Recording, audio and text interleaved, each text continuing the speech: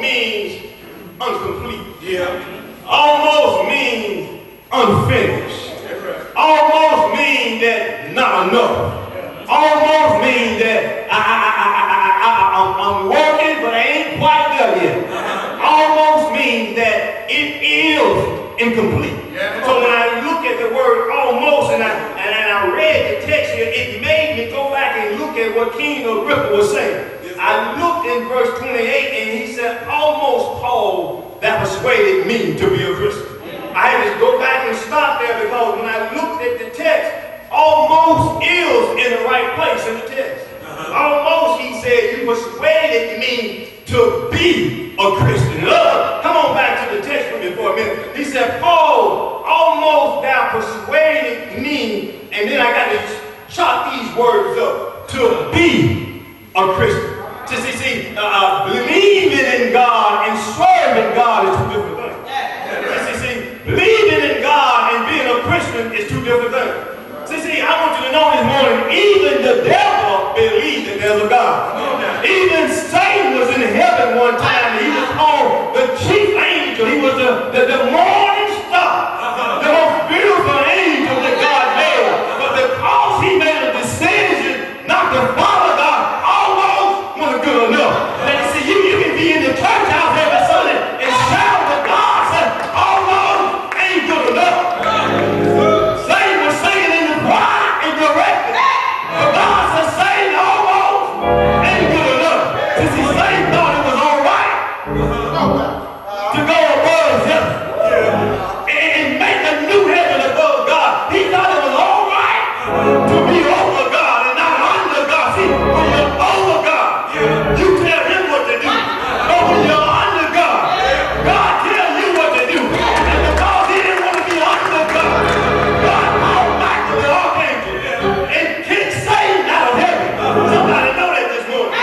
But not only did he kick Satan out, but the Bible tells me in 1 Peter that Satan, all of his angels, all of his followers, everybody that didn't want to do right by God, everybody that wouldn't keep his commandments, everybody that was singing in the choir, everybody that was praying on the pew, everybody that was shouting, everybody. I wish I could make it plain this morning. But when I think about Paul, and I think about everything that he went through, I had to go back and look at the text and see how that Agrippa said that Paul that almost persuaded me to be a Christian. I had to look at Paul's situation.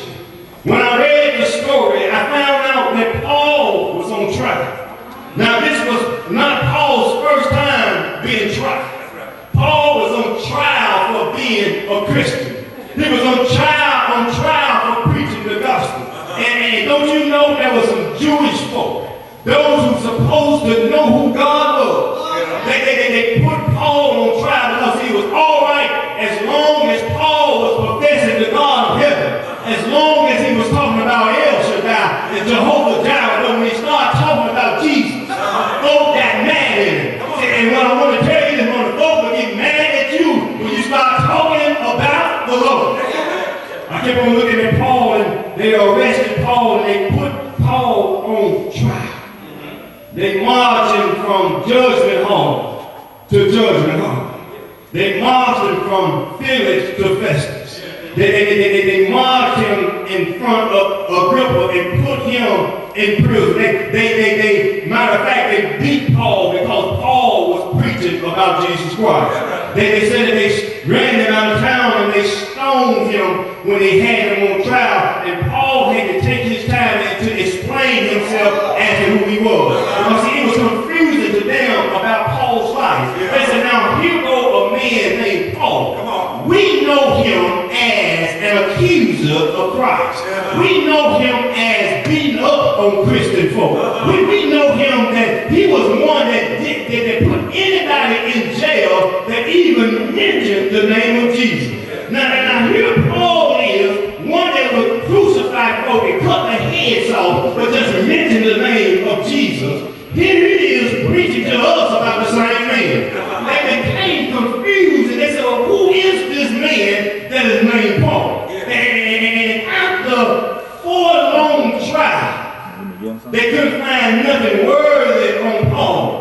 for death. They couldn't find nothing that would stand up in court. And what they did is they marched him down to Festus' house. And Festus was going to try Paul there before he went to Caesarea, before he went to Caesar, the Roman governor. And what Festus does is he said, while Paul is down here, I want to examine him and let him speak for himself. Now, I want him to answer to all of these accusations that's been made. So what he does is he called Paul to his court. Paul comes in and he said, Paul, I'm going to allow you. And verse 1, then King Agrippa said unto Paul, thou art permitted to speak for thyself. Then Paul stretched forth his hand and answered for himself. And what I love about this is that before Paul says anything, you got to look what Paul was going through. Paul was being lied on, people were being talked about, he was being put before judge and another judge and another judge. They had ran him out of town and beat him and stoned him.